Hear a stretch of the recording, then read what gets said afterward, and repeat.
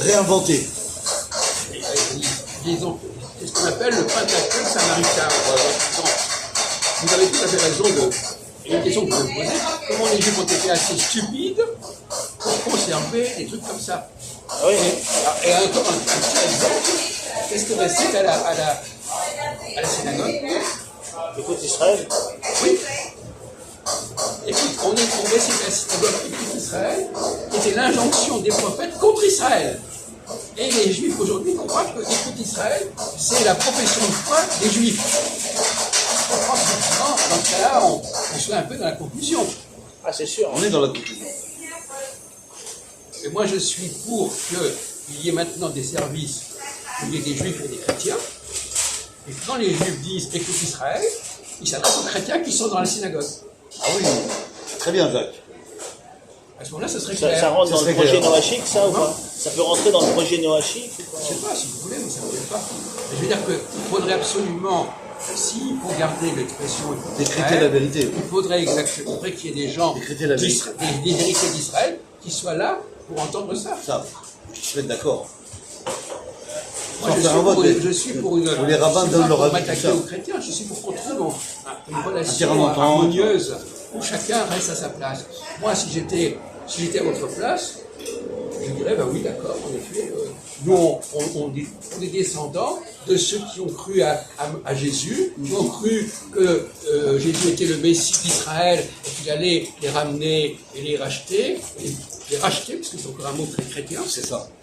Voilà, Jésus a racheté. Est-ce que vous savez, monsieur? Enfin, dans le christianisme, il a racheté la faute de toute l'humanité. Hein. Non, mais au départ, attendez, Ça, c'est vaste. au départ, on est dans une situation judéo, etc. C'est très limité. Il y a les gens du Nord qui doivent se faire racheter parce qu'ils ont fait quoi? Quel est leur crime? Ils ont pas suivi. Non, ils ont rompu. Ils ont pas suivi la. Non, même pas. Ils ont Non, rompu l'alliance. même pas. Ils ont rompu l'alliance, c'est ça? Quelle alliance? Bah, avec le Nord. Avec le Sud, pardon. Il y avait une alliance? Enfin, ils étaient un seul. Oui, donc c'était pas une alliance. Apparemment, Ils ont- mais apparemment, il n'y a pas vraiment des vrais Israélites. Exactement. C'est des esclaves, je sais pas quoi. Voilà, exactement. Donc il y avait une complication. Ils étaient, si vous lisez effectivement, Ils ils étaient opprimés et mis en esclavage par les gens du Sud. Et effectivement, ils ont demandé à l'héritier C'était de un petit Salomon. peu des Palestiniens de maintenant, on va dire. Par rapport à Israël, c'est un peu des Palestiniens. Mais c'est aussi les- Mais là, est-ce qu'un prophète peut aller racheter les Palestiniens? Ce serait beau, ça, maintenant. Hein? Non, mais c'est Blondin, tu veux pas y aller? c'est aussi le rapport entre les Algériens et les Français.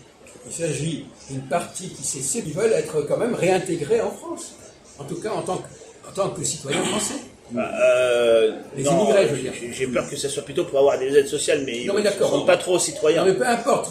Citoyens, je crois pas, hein. Ne dérivons pas globalement. Il s'agit de ça. Il s'agit d'une situation D'intégration. comparable. Donc, c'est de gens qui ont, Entre deux pays. qui ont des choses à se faire pardonner. Ils ont rompu. Alors, qu'est-ce qui s'est passé à la mort de Salomon? Les gens du royaume du Nord, qui n'étaient pas encore le royaume du Nord, ils ont été voir l'héritier de Salomon. Ils ont dit il faut que vous arrêtiez de nous oppresser. Or, Jésus, c'est l'homme qui défend les opprimés. Vous voyez, toute la problématique de la défense des opprimés, elle vient, ça fait partie du message du christianisme. Le christianisme, il n'est pas là pour défendre les gens qui sont au-dessus. Bon, voilà, donc, oui, tout ça est parfaitement cohérent quand on y réfléchit. Hein. Enfin, le christianisme est surtout là pour amener le bien, le bon et le juste. Oui, non, mais au départ, la justice, c'était au niveau local. Moi, je parle de bien en soi, la vertu pour améliorer les hommes qui deviennent bons et qui retrouvent, la condition d'avant le péché originel. Enfin, si c'est possible. C'est pas complètement possible. Justement, le péché On originel, retrouve la grâce, au le fond. péché originel, c'est la rupture des gens du Nord et des gens du Sud. C'est ça le péché originel. C'est ça. Ah, Le d'accord. vrai péché originel. Après, ça s'est transformé. Et entre parenthèses, le péché originel, il est dans les premiers. J'ai l'impression que, à force, vous avez réinventé une religion, on dirait. C'est extraordinaire. Non, vous avez fait fort, hein. On voit le travail. Pas de problème. Ah, c'est- Merci. Les premiers chapitres de la Genèse, vous savez que le Genèse, il est posé dans les deux premiers chapitres, dans le chapitre 3 et 4 de la Genèse. Ce sont des chapitres qui ont été rajoutés. La Genèse, elle commence en réalité au chapitre 5. De même que l'histoire d'un Moïse hébreu qui ont été mis dans le fleuve, c'est dans les premiers chapitres 1 et 2. En réalité, l'Exode ne commence qu'au chapitre 3, ils sont ardents. Donc il y a des trucs qui ont été rajoutés et qui ont été mis au début. Alors ça peut être bizarre. C'est dingue que ça a été déplacé. Quand on rajoute des choses, on les met parfois au début. On les met à la fin ou au début. Ah, Mais ça moi, ce trouble- que je dis simplement, c'est que Ça trouble le lecteur, ça, quoi. quand on dit Jésus, il est venu sauver les Israélites. Moi, si j'étais, je voudrais parler à des chrétiens qui sont de bon sens. Où est le problème? Voilà. Ça permettrait de clôturer l'histoire. Voilà. Jésus est le Messie des Israélites. Il est venu pour les racheter. Il est venu pour obtenir leur pardon.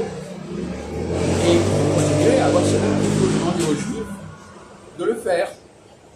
Donc on en est encore là. Est-ce que les chrétiens doivent demander aux Juifs de les pardonner d'avoir rompu avec eux? Ils peuvent. Je coupe.